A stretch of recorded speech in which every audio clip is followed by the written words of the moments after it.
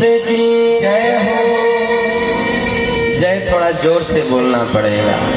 जय जो है जोर से।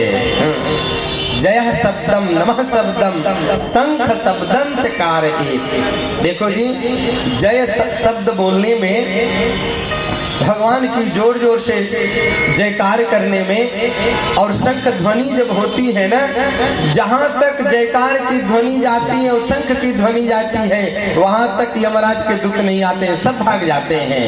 बोलिए भक्तवत्सल भगवान की जय हो। द्वारिकाधीश की जय हो। वृंदावन बिहारी लाल की जय हो। मैत्रेय मुनि से विदुर जी ने सुंदर प्रश्न निवेदन किया है, भगवान ने इतने प्रकार की सृष्टि क्यों बनाई? यदि आपस में भेद है लोगों को, किसी को धन को लेकर, किसी को निर्धनता को लेकर, किसी को विद्या को लेकर, किसी को स्वरूप को लेकर के, किसी को किसी चीज को लेकर के, तो भगवान ने एक जैसी प्रकृति क्यों नहीं बना दी सबकी? और भगवान ने इतनी प्रकृति इतने लोग कब बनाए? इतना सृष्टि का निर्माण कब और कैसे कहाँ हुआ?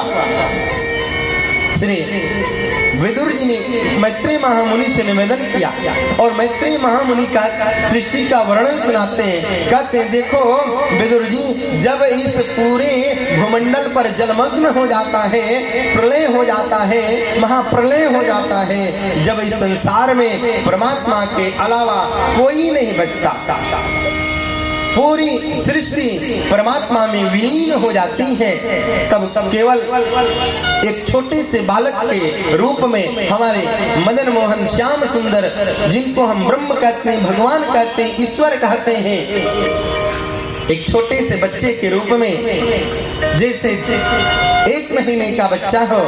और आप लोगों ने 1 महीने के बच्चे को देखा है ना, जब बच्चा छोटा रहता है तो अपने अंगूठे को लेकर के मुख में डाल करके पान करता है, पीता है, कभी पैर के अंगूठे को अपने मुख में ठेकाता है। अब कितना सुंदर लगता है। और छोटा सा बच्चा जो है नंग धड़ंग रहे, और सुंदर लगता है, काले काले घुंघराले बाल हो। तो एक सुंदर से वट वृक्ष के पत्ते पर हमारे ठाकुर का उतना बड़ा शरीर है, उतना छोटा शरीर है, जो एक वट के पत्ते पर आ जाता हो। ब्रह्म का उतना बड़ा शरीर, और उस वट के वृक्ष के पत्ते पर भगवान श्याम सुंदर किलोल करते रहते हैं। कभी अंगूठे के पैर को लेकर के मुंह में डालते हैं, कभी हाथ के पैर के हाथ के अंगूठे को पैर में स्पर्श करते हैं, अनेक ऐसा मुस्कुराते रहते हैं।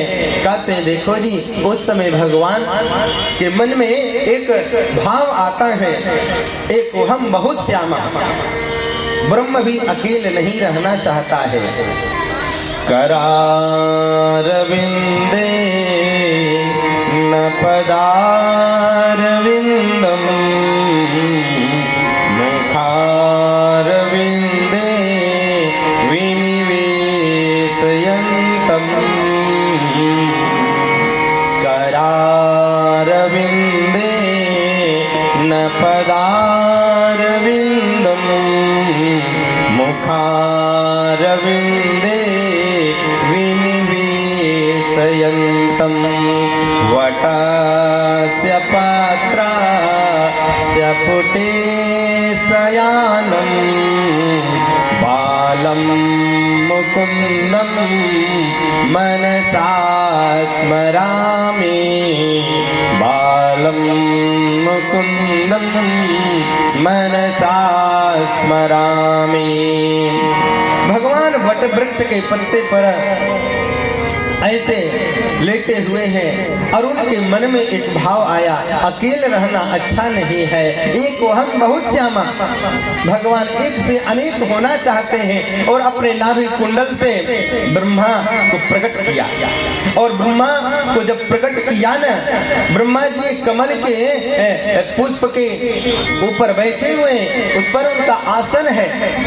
और आकाश मंडल में पहुंच जाते हैं। अपना आसन देखा तो मेरा तो आसन कमल के ऊपर है। चारों तरफ देखते हैं, चारों तरफ देखते हैं तो जल ही जल, जल ही जल दिखाई देता है।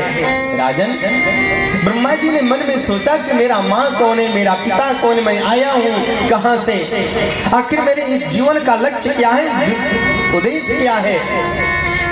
ब्रह्मा जी को ये बात मन में घुरने लगी, मन में चलने लगी और अपने उस कमल की डंडी को पकड़ करके भगवान नारायण के उदर में पुनः प्रवेश किए और 10 वर्ष तक उसी उदर में खोजते रह गए कि मेरा जन्म कहाँ से हुआ है, कौन है मुझे जन्म देने वाला, मेरे माता पिता कौन है।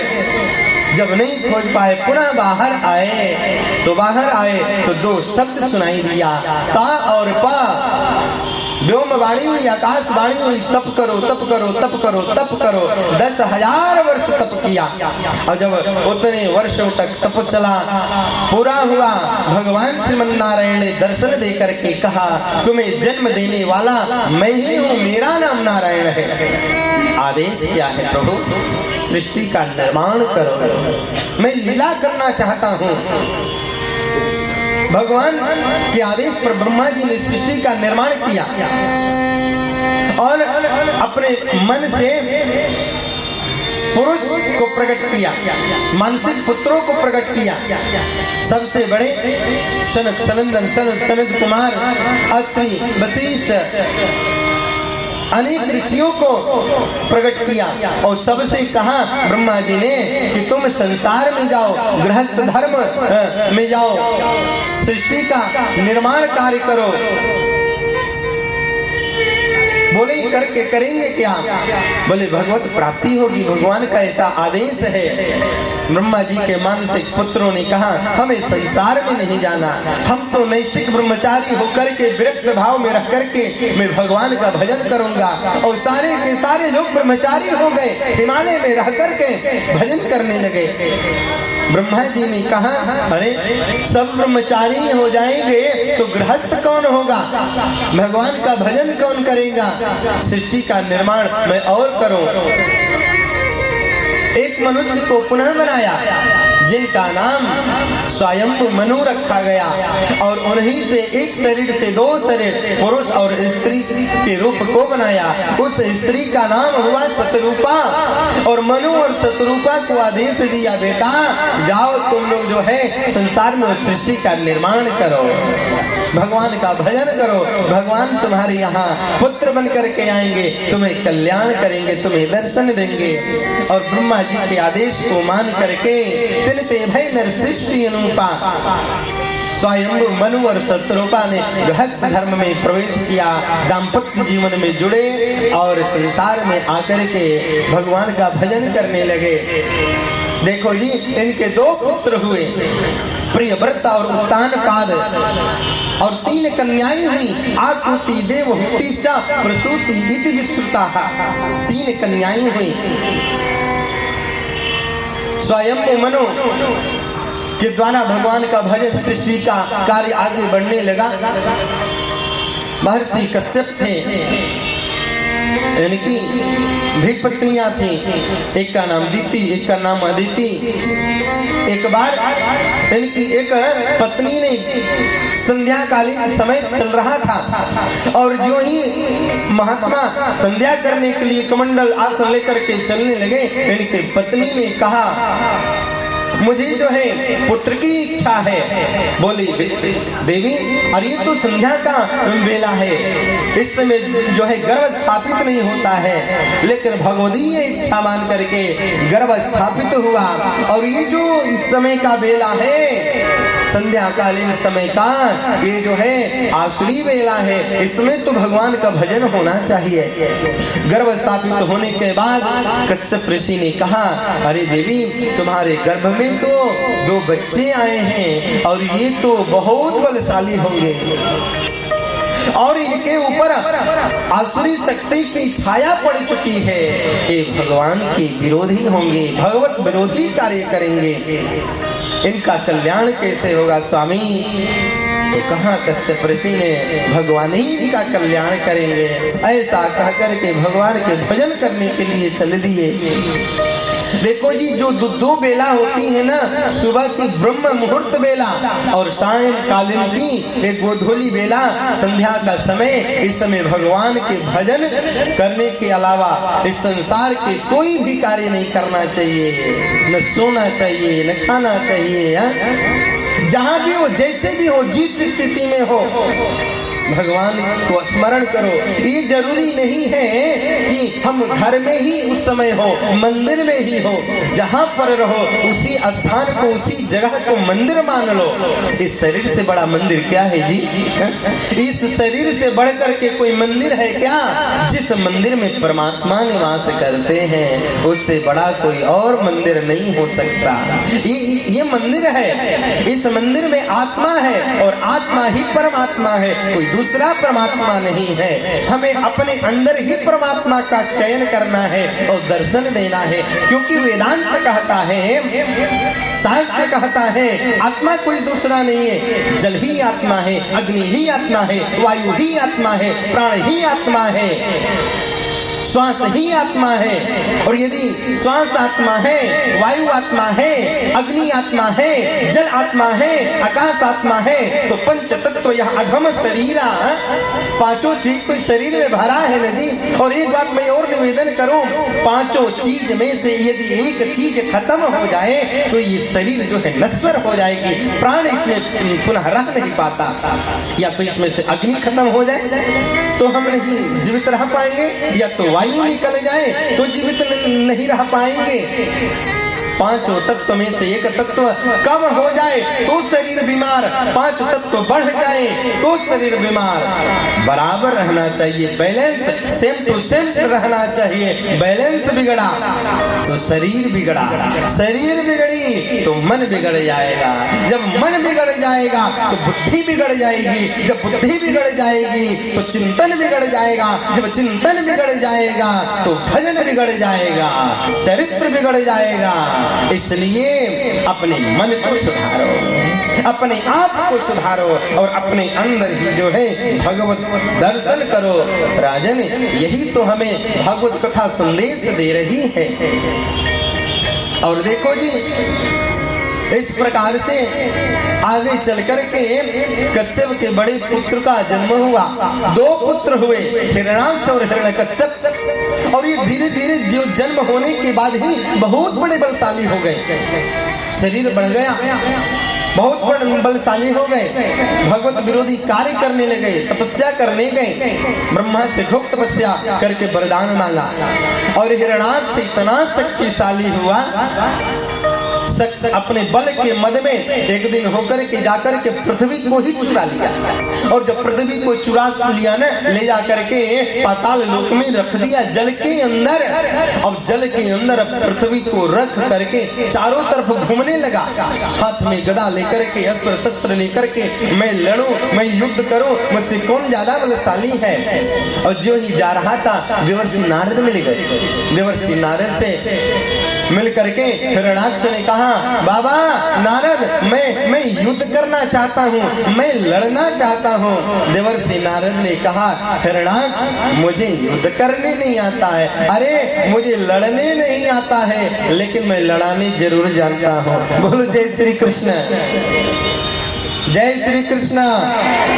मुझे लड़ने नहीं आता है, लेकिन लड़ाने जरूर जानता हूँ। कुछ लोग जो है इधर की बात उधर करते हैं, स्वभाव हो जाता है, उनकी प्रकृति है। और ऐसे लोगों को देखकर के लोग शांत हो जाते हैं, चुप चुप आ रहा है, इधर की बात उधर कर देगा, नारद है। नारद जी का काम इधर का उधर। लेकिन एक बात बताऊं, नारद जी जो बोलते हैं वो सत्य ही बोलते हैं। नरम ज्ञानम ददात्यः सः नारदः।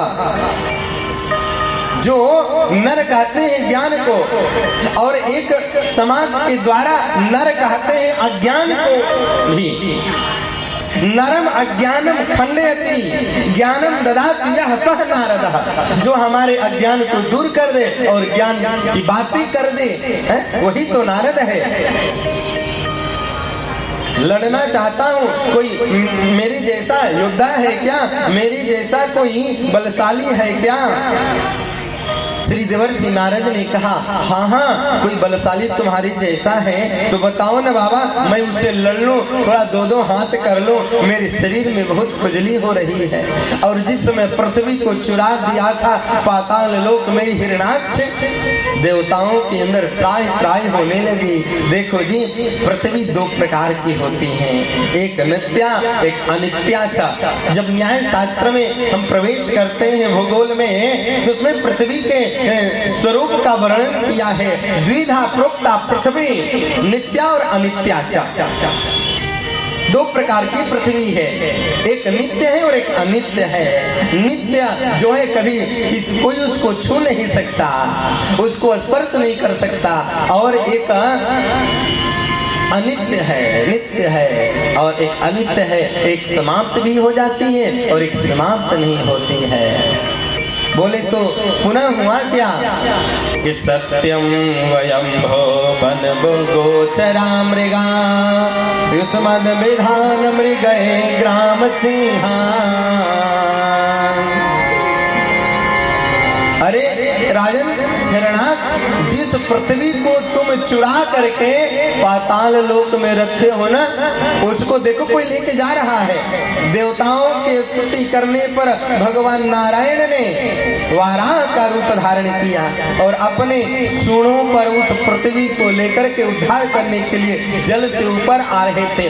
हिरणाक्ष की नजर गई, अरे ये लगता है पशु है, रुक जाओ रुक जाओ, अरे कहाँ घूम रहे हो, हमारे पृथ्वी को तुम चुरा करके ले जा रहे हो, हमने रखा है, हमारी अमानत है।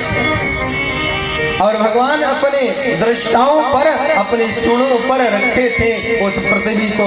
बहुत बोला हिरणाक्ष, भगवान ने कहा पहले पृथ्वी का उद्धार कर दो, उसके बाद जो है मैं तुम्हारा उद्धार करूंगा। अरे तुमको दिखाई नहीं दे रहा है कि मैं इस पृथ्वी का मालिक हूँ? भगवान ने कहा हाँ हाँ कि सत्यम वयं भो वन गोचरा मृगा युष्मद विधान मृगये ग्राम सिंहा। तुम्हारे जैसे ग्राम सिंह बहुत बोलते हैं। और जब भगवान ने हिरणाक्ष को ग्राम सिंह कहा तो सिंह कहते हैं शेर को। अब हिरणाक्ष ने कहा रे हमको तो ग्राम सिंह कह रहे हैं, हमारी तो तुलना शेर से कर रहे हैं, लेकिन इन्हें ये नहीं समझ में आ रहा है कि ग्राम सिंह संस्कृत में कुत्ते को कहा जाता है। भगवान ने कहा तुम्हारी जो स्थिति है वो कुत्ते श्वान की जैसी है। भगवान ने पृथ्वी का उद्धार करके और तुरंत ही हिरणाक्ष का उद्धार कर दिया। बोलिए भक्तवत्सल भगवान की जय हो। भगवान ने हिरणाक्ष का उद्धार किया। और इधर राजर्षि परीक्षित से परमहंस श्री सुखदेव मुनि कहते हैं देखो राजन, मनु और शत्रुपा के दो पुत्र हुए और ये दो पुत्र जानते हो कौन है? प्रियव्रत है और उत्तानपाद है। ज्येष्ठ पुत्र है प्रियव्रत है, छोटे भाई उत्तानपाद है। प्रियव्रत को कहा कि तुम राज्य ले लो, तुम राजा बन जाओ।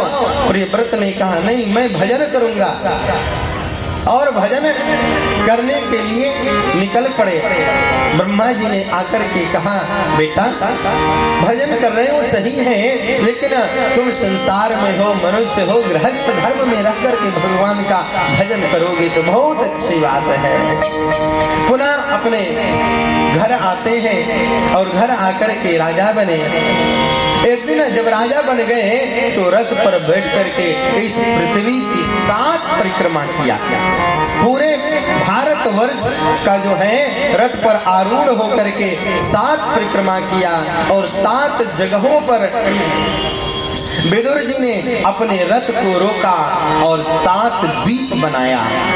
7 द्वीप में जम्बू द्वीप में पलक्ष द्वीप के बाद सालमल द्वीप के बाद कुश द्वीप, क्रौंच द्वीप, शाक द्वीप और 7वां द्वीप जो बना वो पुष्कर द्वीप बना।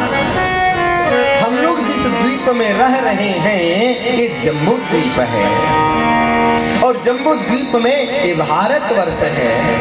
और इसी भारतवर्ष से जम्बू द्वीप से भगवान इतना प्रेम करते हैं प्यारे कि जितने अवतार हुए हैं लगभग भगवान के जम्बू द्वीप के भारतवर्ष खंड में ही हुए हैं। और इसमें 9 खंड भी बनाया। जम्बू द्वीप में 9 खंड इस प्रकार से हैं। पहले का नाम इलाव्रत, पुनः भद्राश्व खंड, किम पुरुष खंड, भरत खंड, हरि खंड, केतुमाल खंड, रम्यक खंड, कुरु खंड और हिरण्यमय खंड। 9 खंड बनाए। 7 द्वीपों के अपने पुत्रों को राज्य बनाया, राजा बना दिया। और राजा बना करके श्री प्रियव्रत जी ने पुनः भजन करने के लिए निकल पड़े, संन्यास ले लिए। देखो जी, इनकी जो है जो 3 कन्याएं थीं मनु और शत्रुपा के, आकुति, देवहूति, प्रसूति। तो जो देवहूति थी ना, इनका विवाह कर्दम ऋषि से हुआ था। बड़ी बेटी का नाम आकुति रुचि प्रजापति के साथ हुआ, और द्वितीय बेटी का विवाह कर्दम से हुआ, और प्रसूति का विवाह दक्ष से हुआ था। महात्मा कर्दम जो है भगवान के अनन्य भक्त थे, परम भक्त थे। इस संसार में रहना नहीं चाहते थे, नैष्ठिक ब्रह्मचारी रह रहे थे। एक दिन ब्रह्मा जी उनके पास गए मनु जी को लेकर के, और मनु जी ने कहा, बेटा ये भजन क्यों कर रहे हो? भजन करने का तुम्हारा लक्ष्य क्या है? कर्दम जी ने कहा, भजन करके हम भगवान की प्राप्ति करेंगे। तो ब्रह्मा ने कहा, बेटा अच्छा ये बताओ, यदि तुम गृहस्थ धर्म में जाओ और गृहस्थ धर्म में रह करके भजन करो और वहां भगवान की प्राप्ति हो जाए तो बोले उससे अच्छी बात क्या है प्रभु? वो ये तो और अच्छी बात है। तो बोले देखो, मनु जी की एक कन्या है जिसका नाम देवहूति है, और देवहूति के साथ तुम्हारा विवाह होने वाला है, विवाह कर लो। मनु जी विवाह करने के लिए कहेंगे तो मना मत करना। और मनु जी आए, देवहूति और कर्दम का विवाह संपन्न हुआ। विवाह करके आए, विवाह के बाद गृहस्थ धर्म की क्या कार्य है कर्दम जी भूल गए। आसन पर बैठे, ध्यान लगाए, समाधि में लीन हो गए।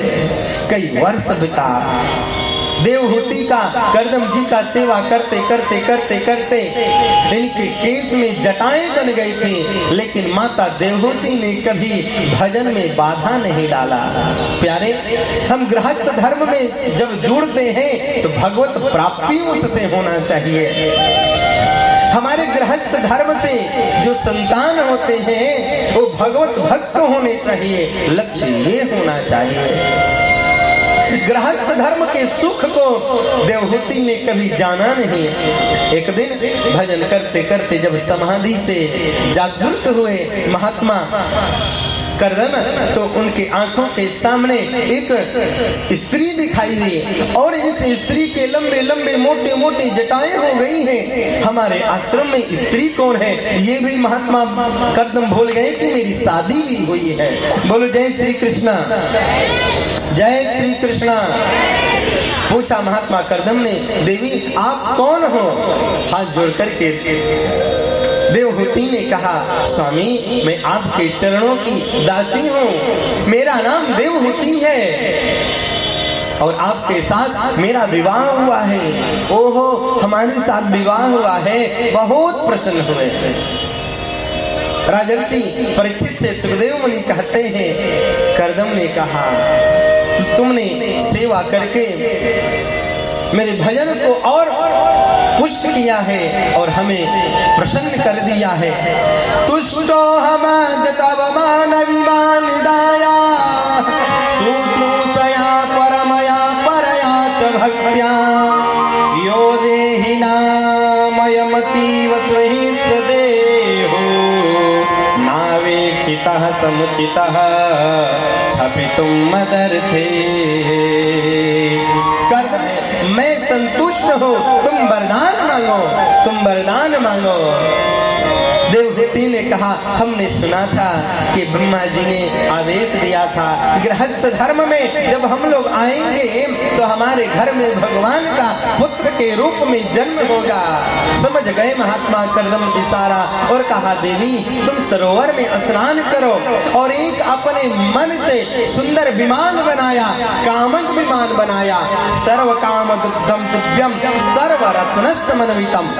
उस विमान में देवहूति प्रवेश करती हैं और जो मन में इच्छा करते हैं सब उनको प्राप्त होता है।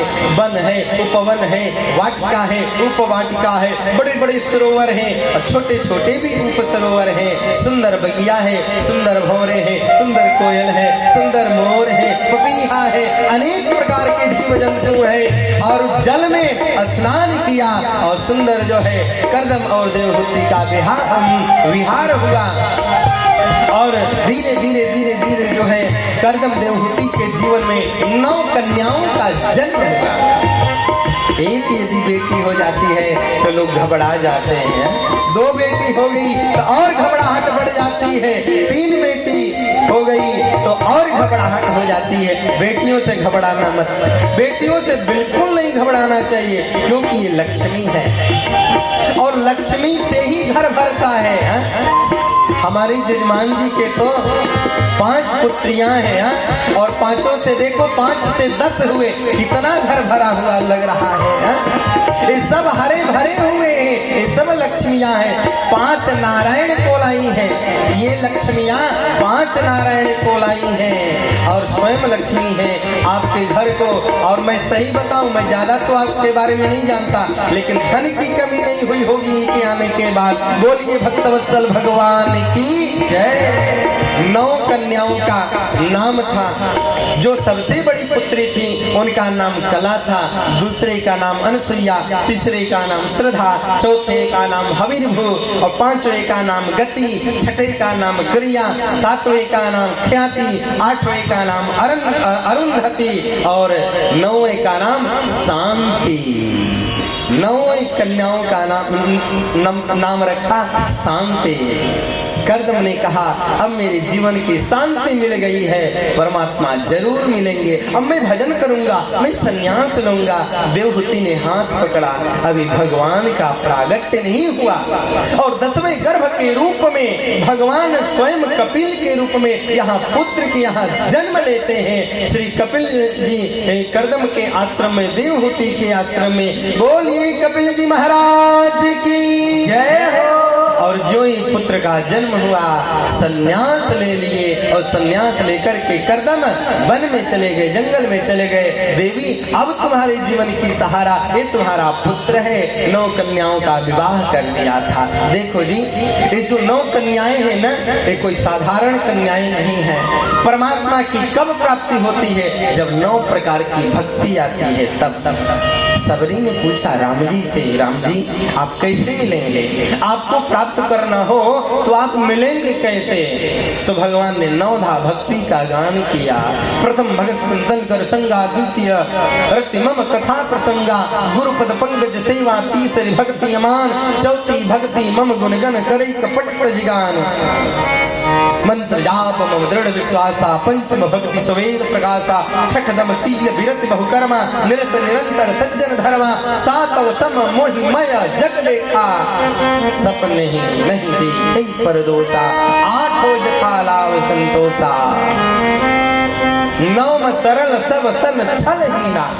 9 प्रकार की जो है 9धा भक्ति का गान करते हैं। तो ये जो 9 पुत्रियां हैं, इनकी 9 भक्ति के रूप में यहाँ पर विराजमान। और उसके बाद परमात्मा कपिल के रूप में, पुत्र के रूप में अवतार लेते हैं, प्रकट लेते हैं। कपिल जी धीरे धीरे जब 5 वर्ष के हो गए ना, तो एक दिन माता देवहूति को ऐसा आभास हुआ कि मेरा जो बेटा है यही भगवान है। आज उन्हें ज्ञान धीरे धीरे धीरे धीरे हो रहा है।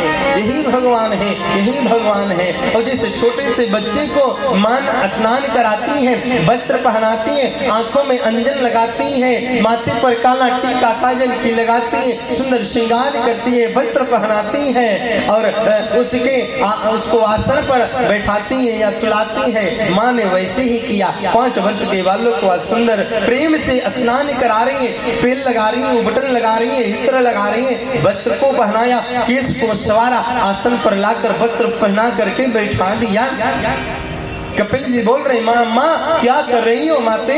आज इतना प्रेम, आज इतना भाव तुम्हारा बढ़ रहा है, कुछ बोल नहीं रही। थोड़ा आपको टीका कर लेने दो, केसर की टीका, चंदन की टीका, इत्र लगा रही है, फूलों की माला गले में डाला और चरणों को पकड़ करके प्रणाम किया। माँ माँ ये क्या कर रही हो? अरे आप तो माँ हो, मैं आपका पुत्र हूँ, आप मुझे प्रणाम क्यों कर रही हो? माता देवहूति ने हाथ जोड़ करके कहा, आप भले ही मेरे पुत्र बने हो, लेकिन आप पुत्र के रूप में भगवान हैं। मैं आपसे कुछ पूछना चाहती हूँ बेटा, बताओगे ना? कपिल भगवान ने कहा, बिल्कुल माते, आप आदेश करो, जो आप पूछोगी मैं बताऊंगा। निर्वीणाम नितराम हो मन सनंद्रिय तर्षणा येन संभाव्यमानेन प्रपन्नांधं तमः प्रभो। निर्वीणां नितरां भूमन् सदिन्द्रियतर्षणात् येन संभाव्यमानेन प्रपन्नांधं तमः प्रभो।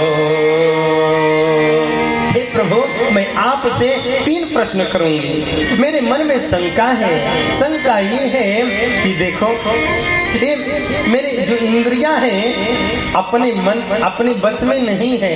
5 जो ज्ञानेंद्रिय हैं, 5 जो कर्मेंद्रिय हैं, तो मैं ये जानना चाहती हूँ, इस शरीर के अंदर एक आत्मा है और एक मन है, और ये आत्मा है और मन है, दोनों में से कौन सा ऐसा व्यक्ति है जो भगवान से दूर हमें करता है? मैं भगवान से प्रेम नहीं कर पा रही हूँ, भगवान का ध्यान नहीं हो पा रहा है। इसमें कौन सा कारण है? मन कारण है कि आत्मा कारण है? मैं मन को कारण मानूं कि आत्मा को कारण मानूं? मैं इंद्रियों को कारण मानूं कि अपने आप को कारण मानूं? इस शरीर को कारण मानूं? मैं किसको मानूं? और एक तीसरा प्रश्न ये है प्रभु कि मैं किसका ध्यान करूं, मैं किसका पूजन करूं, और किसके ध्यान और पूजन करने से भगवत प्राप्ति होती है, इस शरीर का कल्याण होगा, इस जीवात्मा का मोक्ष होगा। तम त्वां गताहं शरणं शरण्यं स्वभृत संसार तरो कुठारम् जिज्ञासयाहं प्रकृते पुरुषस्य नमामि सद्धर्म इमां वरिष्ठम्। हे प्रभु, अब मेरा मन इस संसार में नहीं लग रहा है। संसार से तो मेरी इतनी पीड़ा हो रही है। स्वभृत संसार तरोह कुठारम, ये जो है मुझे बहुत कठोर कुल्हाड़ी की तरह मुझे दिख रहा है। इससे इसके सामने मैं जाऊंगा तो मैं बच नहीं पाऊंगी। इसलिए प्रभु हमें जो है हमारे प्रश्नों का उत्तर दीजिए, मुझे उपदेश करें कि मुझे भगवत प्राप्ति होती कैसे है। योग के द्वारा, भक्ति के द्वारा, योग को ही भक्ति कहते हैं कि भक्ति को ही योग कहते हैं। इसमें अंतर क्या है कि दोनों एक हैं? मैं ये जानना चाहती हूँ। तब श्री कपिल जी ने कहा, माते देखो, तुम्हें भगवत प्राप्ति करना है, भगवान को ध्यान करना है, तो सबसे पहले संत के पास जाना चाहिए, संतों के शरण में जाना चाहिए। वो संत है कैसे, संतों का स्वरूप कैसा होता है? तो श्री कपिल मुनि ने सुंदर संतों के स्वरूप के बारे में बताया। तितिक्षवः कारुणिकाः सुहृदः सर्वदेहिनाम् अजातशत्रवः शान्ताः साधवः साधुभूषणः। देखो साधु जो होते हैं न, संत जो होते हैं, वो किसी भी प्रकार के मन में किसी से कोई इच्छा नहीं रखते। तितिक्षवाः कारुणिकाः, वो करुण हृदय के होते हैं। कितना भी अपराध कोई शिष्य कर दे तो उस शिष्य के अपराध को गुरु संत महात्मा भूल जाते हैं। सुहृदाः सर्वदेहिनां, वो सबके प्रिय होते हैं, प्रिय बोलने वाले होते हैं संत। अजात शत्रुवः, साधु के न कोई मित्र है न कोई दुश्मन है, समभाव से सबको प्रेम करते हैं संत। शांताः, संत जो है शांत रहते हैं। शांतः साधवः साधुभूषणः, संतों का यही आभूषण है जो शांत रहे, प्रसन्न रहे, सबको समभाव से देखे। ऐसे व्यक्ति के पास जाओ, वहां जाकर मैं करूंगी क्या बेटा, वहां जाकर के जाओगी न संतों के पास तो जो सच्चे संत होंगे वो हमारी कथा सुनाएंगे, वो भगवत चर्चा कराएंगे। सताम प्रसंगान मम वीर्य संविदो भवति हृत कर्ण रसायन कथा। संतों के पास जाकर के हमारी कथा सुनो, हमारी सत्संग करो, और सत्संग करने से मन जो है एकाग्रचित होगा। और देखो जी, इस शरीर में जो इंद्रियां है ना, इन्हीं को तो सत्संग के द्वारा इनको अपने बस में करना है। सत्संग करोगे तो तुम्हारी इंद्रियां तुम्हारे बस में हो जाएंगी। और इस प्रकार से सुंदर सांख्य तत्व का निरूपण करते हुए और माता देवहूति को आत्म तत्व का बोध कराते हैं। कहते हैं राजर्षि परीक्षित से, सुखदेव मुनि देखो नवधा भक्ति का गान किया, सांख्य तत्व का वर्णन किया महात्मा कपिल ने, और माँ को उपदेश दे करके सुंदर जो है गंगा के तट पर गंगा सागर जाकर के भगवान का भजन करने लगी। इधर माँ भजन करते करते करते जो है अपने प्राण को निकाल करके भगवान के चरणों में समर्पित कर दिया।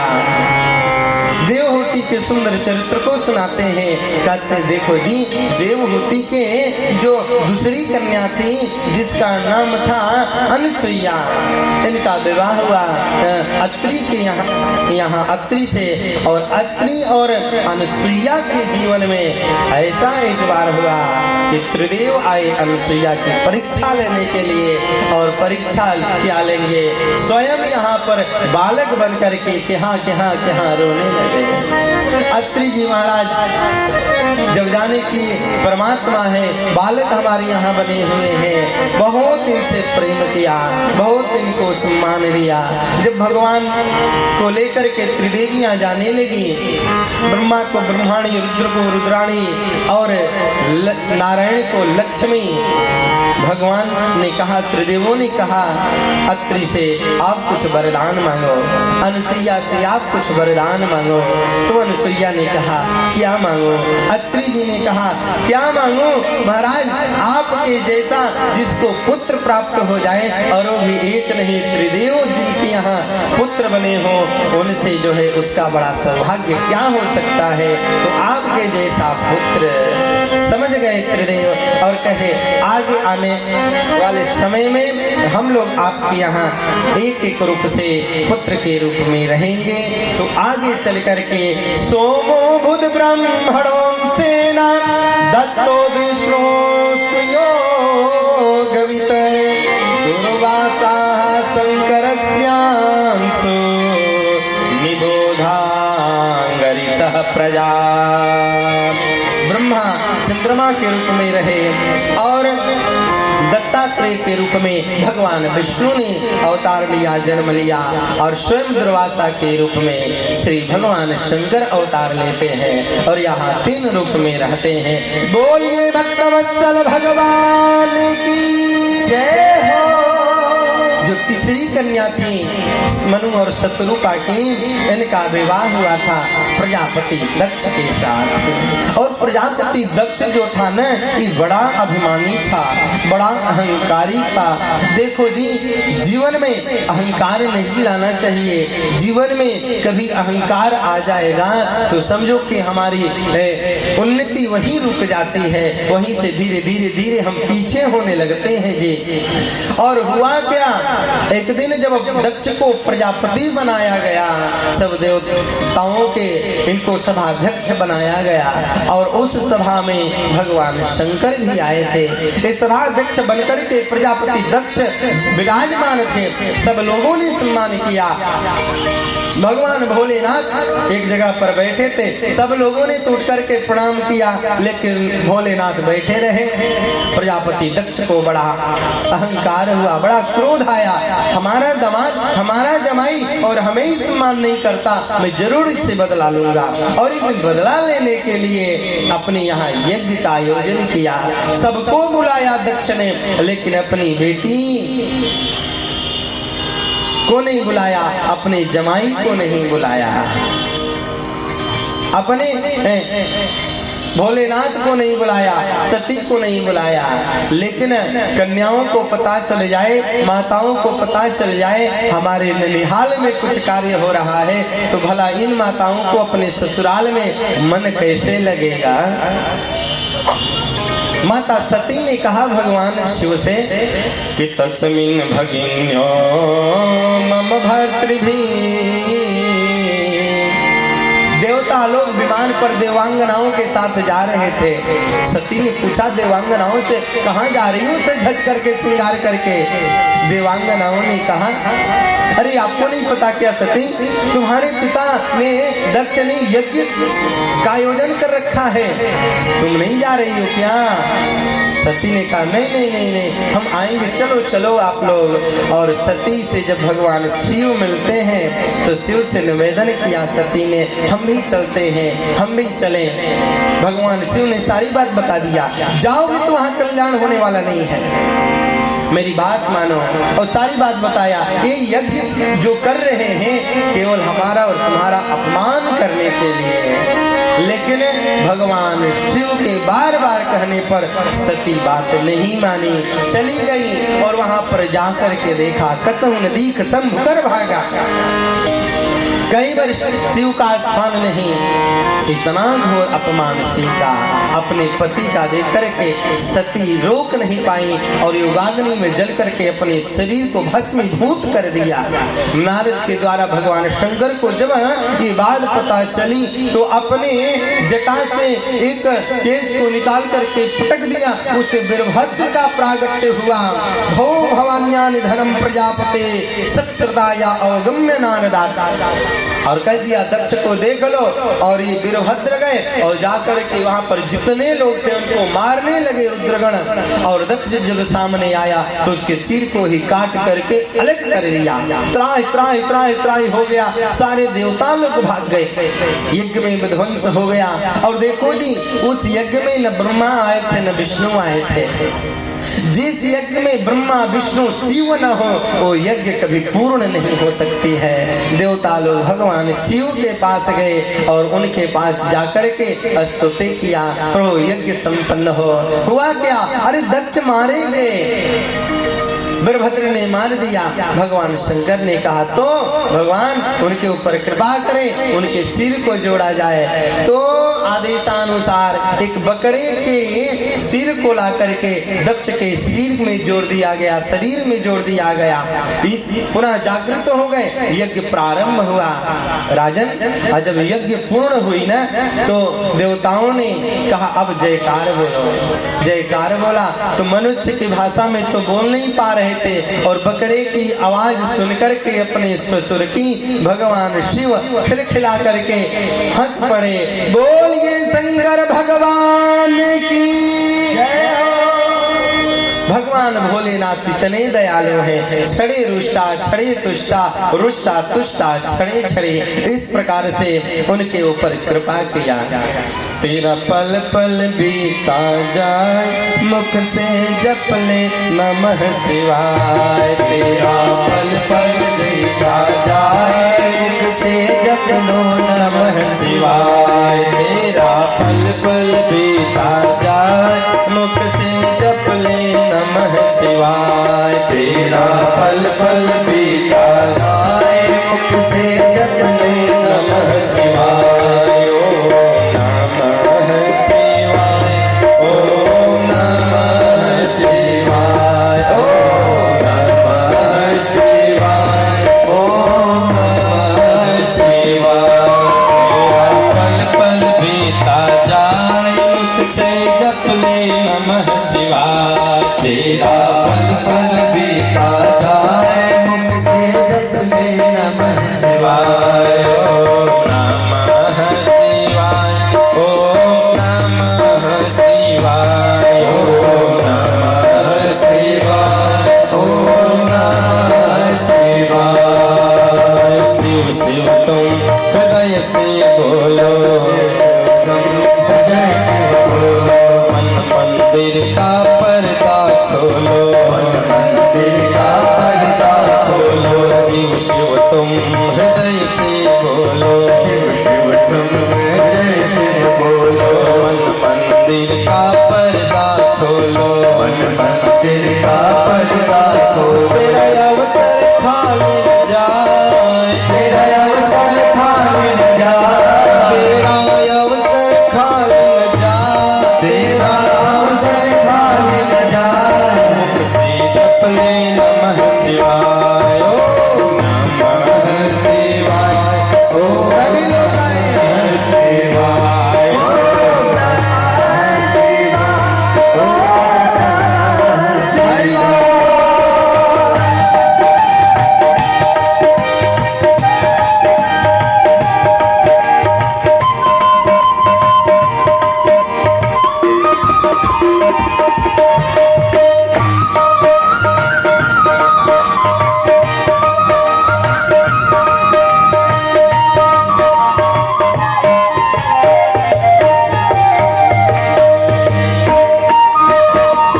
हरि बोल।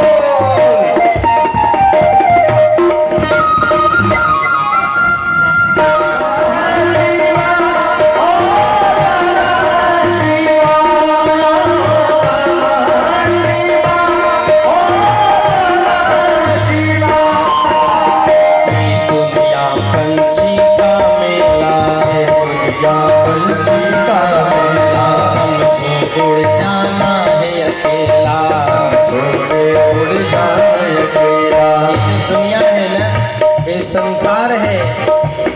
बेटे कितने भी हो, परिवार कितना भी बड़ा हो, लेकिन कोई किसी का साथी नहीं है। सुख में सभी साथी बन जाएंगे, सुख में सब हिस्सा लेंगे, लेकिन दुख में एक कोई कण भी आपका नहीं लेगा। और ये प्राण पक्षी जो है ना, देखते ही देखते हमारे और आपके आंखों के सामने हमको और आपको इस बिजली को छोड़ करके उड़ करके पक्षी चली जाएगी। कितना भी रोकने का प्रयास करोगे, वो पंछी रुकेगा नहीं। इसलिए हरि स्मरण करो, कृष्ण के नाम का स्मरण हो, भगवत कथा का ध्यान हो, भगवान के स्वरूप का चिंतन हो, वही हमारा और आपका साथ देगा। ये दुनिया पंछी का मेला, ये दुनिया पंछी का मेला। समझो उड़ जाना है अकेला, समझो उड़ जाना है अकेला। तेरा तन मन साथ न जाए, तेरा तन मन साथ न जाए, तेरा तन मन साथ न जाए, तेरा तन मन साथ न जाए। मुख से जप ले नमः शिवाय, ओम नमः शिवाय, ओम नमः शिवाय, ओम नमः शिवाय, ओम नमः शिवाय। शिव भोजन में मस्त बने जा, भोजन में मस्त बने जा, शिव भोजन में मस्त बने जा, भोजन में मस्त बने जा। भक्ति सिफारिश पान किए जा, भक्ति सिफारिश पान किए जा, भक्ति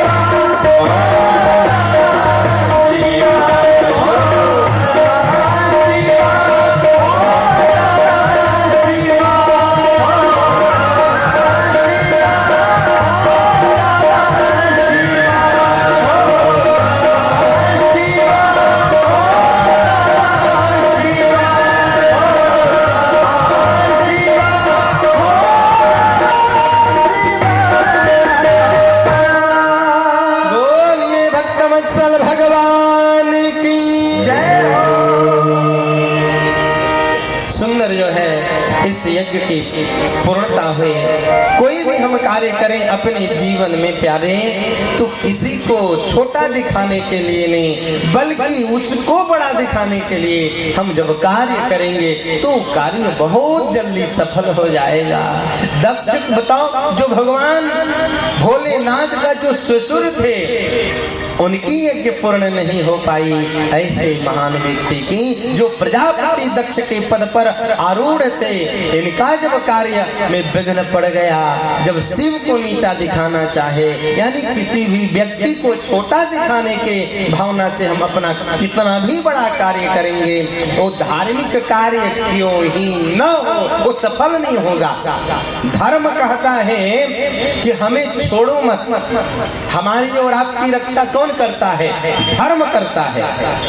और धर्म सब संबंधों का अपना अपना अलग अलग धर्म है। बेटे का बाप का एक अलग धर्म है, पति पत्नी का एक अलग धर्म है, माँ बेटे का अलग धर्म है, भाई बहन का अलग धर्म है, गुरु शिष्य का माने सम्मान का है? तो धर्म ये कहता है, श्रुति महारानी कहती है धर्मो रक्षति रक्षितः धर्मो एव हतो हन्ति। धर्म कहता है कि जिस दिन हमें तुम छोड़ दोगे तब तुम्हें कोई माई का लाल नहीं है जो तुम्हें बचाएगा, और जब तक तुम हमें धारण करोगे तब तक तुम्हें कोई बाल बांका नहीं कर सकता। इसलिए अपने अपने धर्म का पालन करें, और धर्म का पालन वही है किसी भी रिश्ते का कोई छोटा भी क्यों ना हो उसका सम्मान करें, उससे जो है प्रेम से मिले। यही हमें शास्त्रों ने उपदेश दिया, यही हमें जो है यहाँ पर इस संदेश मिल रहा है। प्रजापति दक्ष की यज्ञ में विघ्न क्यों आया? क्योंकि नीचा दिखाना चाहते थे। हमसे छोटा इस संसार में कोई नहीं है, ऐसा भक्त सोचते हैं, तब जाकर के भगवान मिलते हैं। कभी किसी को व्यंग वाणी मत बोलो, कभी किसी को किसी प्रकार से अपने आचरण से हम दुखित न करें। जो मनु और शत्रुपा के दूसरे पुत्र थे ना, जिनका नाम था उत्तानपाद, और उत्तानपाद की दो पत्नियां थीं, एक का नाम था सुनीति और एक का नाम था सुरुचि। कि प्रियोतानपादौ शतरूपापतेः सुतौ वसुदेवस्य कलया रक्षायां जगतः स्थितौ। जाये उत्तानपादस्य सुनीतिः सुरुचिस्तयोः सुरुचिः प्रेयसी पत्न्युर्नेतरायत सुतो ध्रुवः। देखिए, उत्तानपाद के दो पत्नी थे, एक का नाम सुरुचि और एक का नाम सुनीति। बड़ी महारानी का नाम था सुनीति और छोटी महारानी का नाम था सुरुचि। सुनीति किसे कहते हैं? सुष्टु नीतिम यह कार्यम करोति सह सुनीति। जो सुंदर नीति के द्वारा अपने कार्य को करती है वो सुनीति है। और स्वरुचिया कार्यम करोति या सा स्वरुचि। जो अपनी इच्छा के अनुसार अपने मन के अनुसार कार्य करे वो सुरुचि। बड़ी महारानी के बेटे का नाम है ध्रुव और छोटी महारानी के बेटे का नाम है उत्तम। दोनों महारानियों से एक एक पुत्र का जन्म हुआ है। और छोटी महारानी से उत्तानपाद बहुत प्रेम करते हैं, बहुत प्रेम करते हैं। बड़ी महारानी को समझो उनको छोड़ ही दिया है। एक महल के किनारे रहती हैं अपने बेटे ध्रुव के साथ। एक दिन जब ध्रुव जी बड़े हो गए 5 वर्ष की आयु में, तो अपने पिता के पास गए, राजमहल में प्रवेश किए और उस सभा में गए तो देखे मेरा छोटा भाई उत्तम गोद में बैठा है पिताश्री के, मैं भी गोद में बैठूं। और जो ही गोद में जा करके बैठना चाहे तो सुरुचि ने हाथ पकड़ करके और कहा, बेटा ध्रुव तुम अपने पिता के गोद में बैठने के अधिकारी नहीं हो। क्यों माते? अरे पिता के गोद में वही बैठ सकता है जो मेरे गर्भ से जन्म लिया हो। तुम तो सुनीति के बेटे हो और सुनीति को तो ये छोड़ चुके हैं। क्या करूं फिर? यदि तुम अपने पिता के गोद में बैठना चाहते हो तो मेरा बेटा बनना पड़ेगा। बेटा बनने के लिए क्या करूं माँ? भगवान का भजन करो और उनसे वरदान मांगो कि हमें पुनः सुरुचि माँ के गर्भ में मुझ के माध्यम से जन्म दिया जाए। सुरुचि ने बड़ा अन्याय किया। देखो, भगवान से भी अपने गर्भ को, कुक्ष को ज्यादा बड़ा माना। जिस कुक्ष में, जिस गर्भ में कोई दोबारा आना नहीं चाहता, उसी कुक्ष की तुलना, उसी गर्भ की तुलना भगवान की साधना से करती है। भक्त का अपमान और भागवत का अपमान, दोनों का अपमान करती है। अभी छोटे से क्षत्रिय राजकुमार ध्रुव को उस सभा से, गोद से सुरुचि ने हाथ पकड़ करके व्यंग बाण छोड़ करके और बाहर कर दिया। सिसकियां भरते हुए, रोते हुए ध्रुव अपने माँ सुनीति के पास गए। माँ ने पूछा, बेटा क्यों रो रहे हो, क्या बात है? रोते हुए, सिसकियां भरते हुए ध्रुव ने बातें बताई। मैं पिता के गोद में बैठना चाहा, लेकिन माँ सुरुचि ने बैठने नहीं दिया। क्या कहा सुरुचि माँ ने? सुरुचि माँ ने कहा, माते कि तुम्हें पिता के गोद में बैठना है तो हमारे गर्भ से तुम्हें जन्म लेना पड़ेगा, तुम्हें भगवान का भजन करना पड़ेगा। सुनीति ने कहा, तुम्हारी छोटी माँ ने तो सही ही कहा है बेटा, जाओ भजन करो, जाओ भजन करो। इतना कह करके सुनीति ने भजन करने के लिए भेज दिया। आज भजन करने के लिए ध्रुव जी महाराज जा रहे हैं तो किसका भजन करूंगा, किस भगवान को, ये सब कुछ पता नहीं है। जा रहे, जंगल में जा रहे हैं। अचानक नजर पड़ी नारद की। नारद ने देखा एक छोटे से बालक, छोटे से राजकुमार को लगता है व्यंग बाण बार बार छेद रहा है, भेद कर रहा है। एक बात बताऊं, सिंह का स्वभाव होता है, सिंह अपने उम्र में उसकी आयु ढल जाए और ढलने के बाद उसका शरीर जर्जर क्यों ही न हो जाए, वो शिकार दूसरे के हाथ का नहीं करता, अपने हाथ से ही शिकार करके भोजन करता है। क्षत्रिय राजकुमार के मन में बार बार जो है छोटी माँ की बात आ रही है, भजन करूंगा, भगवान को प्राप्त करूंगा, लेकिन भजन करूं किसका, किस नाम को जप करूंगा? नारद की दृष्टि पड़ी। अहो तेज क्षत्रियाणाम मानभंगम मृष्यता बालोप्ययं हृदा धत्ते यत्समातुर सद्वचः।